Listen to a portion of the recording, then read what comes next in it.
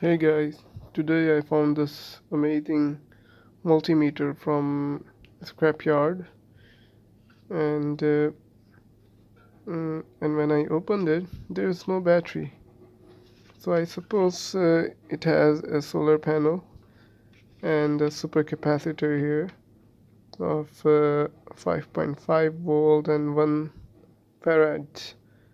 It is like 1000 microfarad capacitor, and this solar panel might charge this supercapacitor, and then it turn on and it works. I try to find the documentation on the internet, but there is very less information about it. It is a German product, but I was not able to find any kind of manual about it. And it also has this charge function. This is 9 to 12 volt DC and 230 volt AC. So it is a direct charge point to charge this supercapacitor, but we'll try to fix it.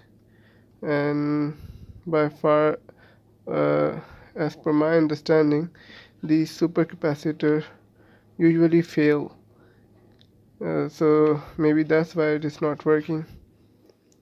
This display can be fixed easily. The back sticker will be replaced, but it is a very good find and I hope it will be working. I will try to check it also. Let's plug in the 12 volt in it.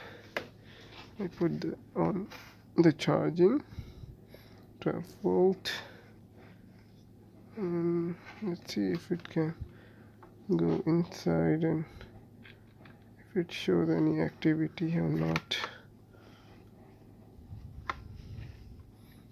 Oh, there's a power button also, so let's put it here. Oh wow, there's some active. Oh wow, yes, it's working. The display is working. It means the supercapacitor is dead. We will just replace the supercapacitor and it will start working. It's great. Thank you guys. Thanks for watching this video.